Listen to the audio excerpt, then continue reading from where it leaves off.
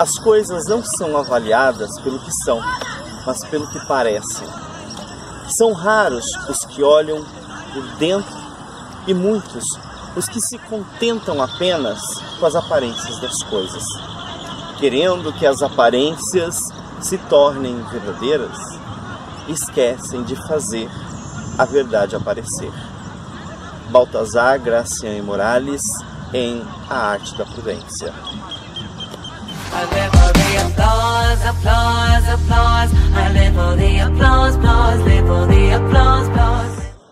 Boa noite, galera. Aqui é mais um Politeralizando. Eu sou o Dário, sou doutor em literatura brasileira, professor de literatura, e estamos aqui para fazer mais um bate-papo sobre política e literatura.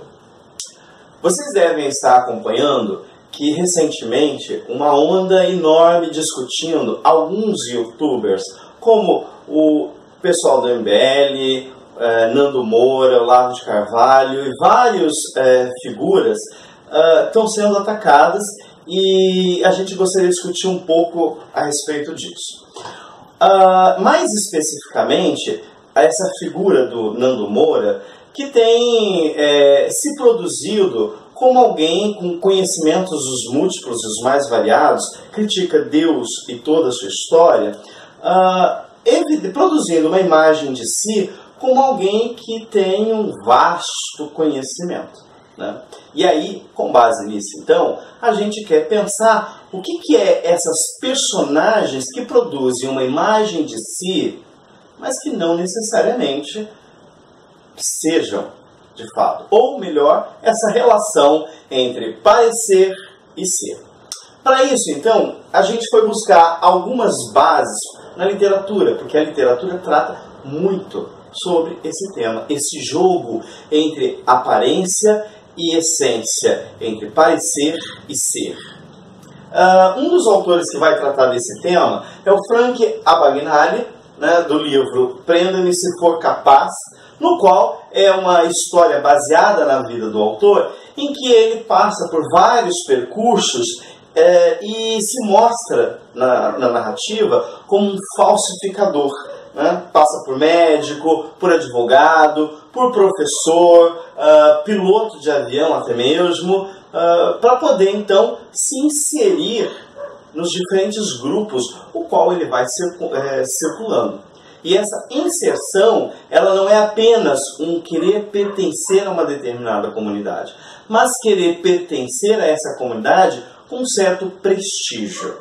E nessa obra fica evidente essa busca, portanto, de uma legitimação, ainda que ela precisa ser feita por uma aparência que não corresponde à realidade. Outro autor que vai discutir muito esse tema é Machado de Assis. O mais famoso é o seu romance Memórias Póstumas de Brás Cubas, em que o Brás Cubas, já defunto autor, resolve numa conversa franca com o leitor denunciar justamente esse jogo de aparências que ele fez em vida. Não à toa, um dos trechos mais tensos do romance é quando ele conhece Eugênia, se interessa pela Eugênia, chega a manter relações sexuais com a Eugênia, mas para poder resolver essa questão entre aparência e essência, ele lança aquele tema, né, a frase famosa dele que é: por que coxa se bela? Por que bela se coxa?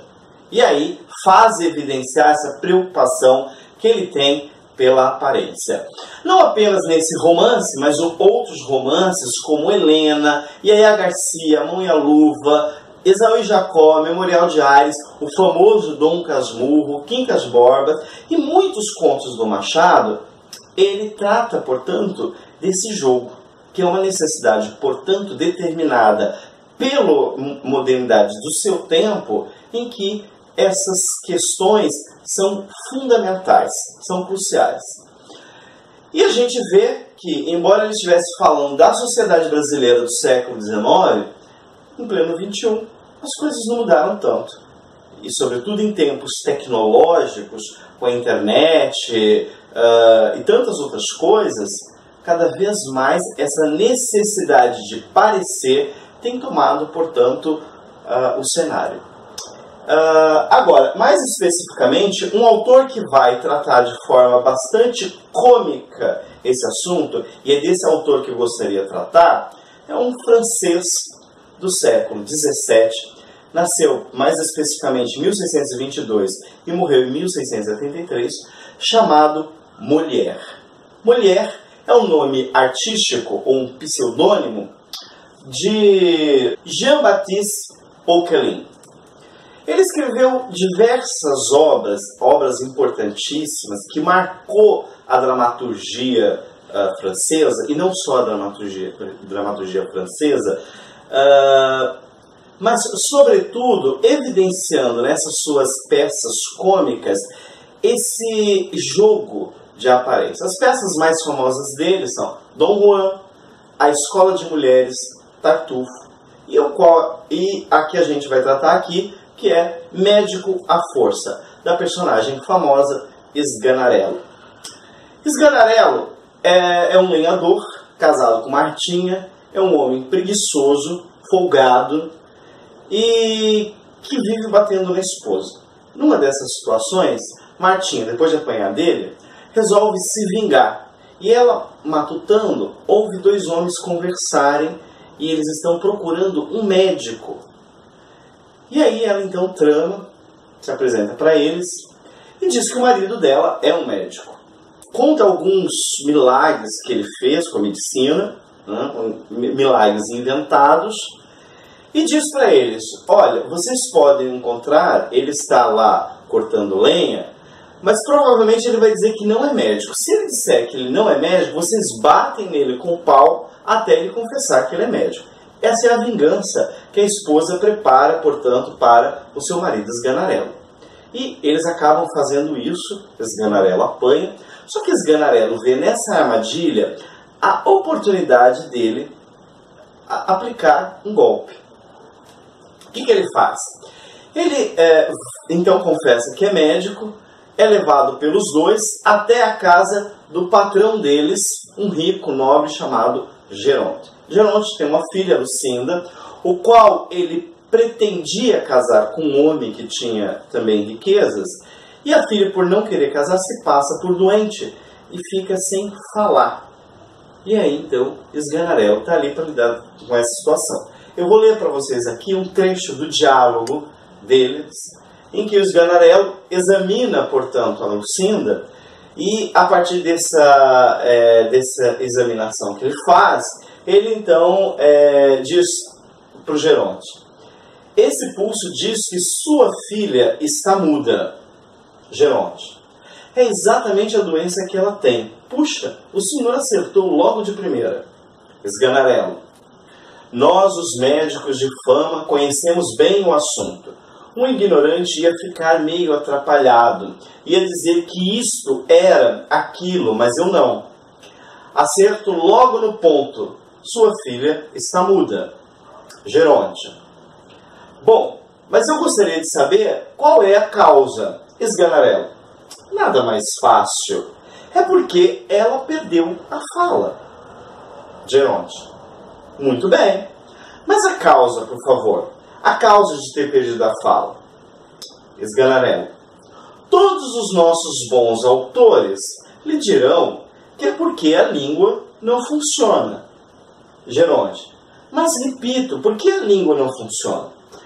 Sganarello: Aristóteles sobre o assunto diz coisas admiráveis. Geronte: acredito. Sganarello: foi um grande homem. Geronte: sem dúvida. Veja, nesse diálogo se vê exatamente como ele vai então construir essa aparência de médico. Primeiro ele faz o diagnóstico. Só que o diagnóstico é a coisa mais óbvia, já dita desde o início. O pai de Lucinda já tinha dito para Sganarello que a filha está muda. E aí ele apenas repete aquilo que ele tinha ouvido. Mas ele repete de uma forma que parece, tanto para Geronte como para os criados que estão ali presentes, que ele está dizendo uma grande novidade. O próprio Geronte fica admirado, dizendo, nossa, você acertou de primeira. E aí ele quer saber então por que ela está muda. E aí o que o Sganarello faz é repetir com outras palavras. Ela está muda porque perdeu a fala. E aí ele insiste, e ele fala assim, ela perdeu a fala porque a língua não funciona. Então percebe que o jogo da repetição, que se dá por uma renovação vocabular, isto é, por dizer a mesma coisa com outras palavras, ou em termos técnicos, o discurso tautológico de Sganarello, vai aos poucos sendo aceito pelo Geronte. E para poder legitimar seu discurso, o que ele faz? Ele cita Aristóteles. Ele apenas cita o nome do Aristóteles e diz que ele fala coisas importantes. Mas em momento algum ele vai dizer que coisas são essas. Mais à frente, discutindo, portanto, com o Geronte a respeito disso, ele pergunta se o Geronte sabe latim. O Geronte diz que não, ele ainda insiste, mas nem um pouquinho. Ele fala assim, não sei nada. E aí ele começa a falar em latim. Mas o leitor, ao perceber, vê que aquilo é um conjunto de palavras justapostas que não constrói um enunciado, que não diz nada, mesmo em latim. São palavras parecidas com o latim, mas que não são sentenças, não é um discurso pronto, não é um texto, né? Mas palavras justapostas. Como o Geronte não sabe latim, ele acredita que o médico está falando e diagnosticando de forma mais aprofundada. Inclusive acredita que ele está citando Aristóteles em latim. Nesse jogo, portanto, é que Sganarello vai legitimando a sua imagem. Para isso, ele precisa contar com a ignorância dos seus interlocutores. Todos ali admiram o conhecimento do Sganarello. Sganarello não sabe de nada. Sganarello é um lenhador, não um médico. Mas ele se passa por médico porque aquelas pessoas não sabem que ele não é médico. Então esse jogo de aparência vai legitimando, portanto, o ethos de Sganarello. Ora, o que Molière apresenta para nós com isso? É como que essa aparência se torna fundamental nos modos de legitimação das pessoas na sociedade francesa. Só que isso não apenas na sociedade francesa do século XVII. Isso até hoje. E aí podemos voltar e examinar com mais cuidado nessa discussão o que é essa onda de youtubers que inclusive apoiaram ferozmente o atual presidente eleito. O que eles estão fazendo? A primeira coisa é, eles banalizam qualquer discussão. Então eles tratam de temas os mais diversos, e por tratar de temas mais diversos, parece que eles têm um conhecimento muito amplo. Como fica evidente nessa discussão toda que vem acontecendo com outros youtubers, esse conhecimento ele é extremamente superficial.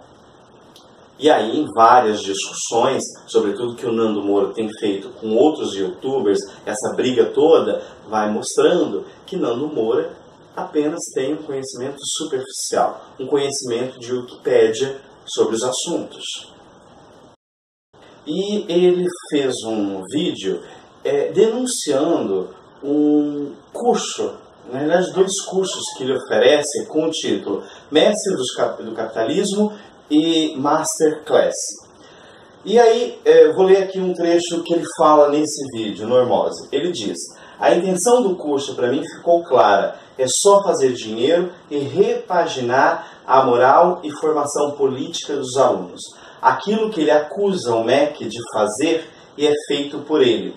Na Masterclass há uma lista de livros utilizados e, adivinhem, as pessoas podem comprar todos eles na biblioteca de Nando Moura, na bagatela de R$4.000, somando todos os livros. Como ele vai mostrar no vídeo, esses livros são extremamente questionáveis. São assuntos com um recorte ideológico fortíssimo e que não tem qualquer sustentação acadêmica, científica, bibliográfica. Ele atende justamente ao desejo de parecer intelectual que esse Nando Moura, portanto, produz. Ora, o que nós estamos vendo com esse cenário todo é essa repaginação de uma prática antiga, que é esse jogo entre parecer e ser. E aí, o grande cuidado que a gente precisa ter é aquilo que a gente elege como intelectual, aquilo que a gente elege como fonte de conhecimento, será que de fato é conhecimento? A literatura nos mostra isso. A literatura, portanto, nos convida a refletir a respeito disso, porque muitas vezes, sob a máscara do conhecimento, a máscara da intelectualidade, está justamente pessoas pensando apenas nos seus próprios interesses e produzindo uma aparência que não contribui nada com o coletivo, não contribui nada com a nossa comunidade, a nossa sociedade. Revisitar a literatura a partir, portanto, desse elemento, nos faz voltar os olhos para esses canais e questionar o que eles estão dizendo são verdades? O que eles estão dizendo são legítimos? E aí, uma frase de Umberto Eco que nos faz pensar justamente sobre o que é esse cenário em que se produz tanta informação mascarada de conhecimento, no qual o semioticista italiano vai dizer exatamente o seguinte: as mídias sociais deram o direito à fala a legiões de imbecis que anteriormente falavam só no bar, depois de uma taça de vinho, sem causar dano à coletividade. Diziam imediatamente a eles para calar a boca, enquanto agora eles têm o mesmo direito à fala de um ganhador do Prêmio Nobel. O drama da internet é que ela promoveu o idiota da aldeia a portador de verdade. E essas verdades, como a gente viu nesse processo eleitoral, estão determinando as nossas vidas. E vão determinar de forma extremamente nociva e ruim para o coletivo. Por isso que revisitar a literatura e ver justamente em que ponto ela nos faz pensar sobre isso é um dos melhores antídotos para a gente se precaver contra pessoas que querem parecer ser intelectuais, mas são, na realidade, grandes enganadores. Tomar cuidado com isso é o que nos garante que a gente não venha a ser enganado por esses mestres da ilusão, por esses mestres da aparência. Agradeço novamente o canal, a atenção de vocês. Vou deixar na descrição o link do vídeo do Normose, que vocês podem assistir. Vocês podem acompanhar essas discussões que estão acontecendo na internet e também deixar as referências dos textos que foram citados aqui nesse vídeo. Convido vocês a se inscreverem no canal, a curtirem, a clicarem no sininho para vocês receberem e aí a gente continuar esse trabalho com o apoio de vocês, podendo fazer outras e outras discussões de política e literatura. Muito obrigado.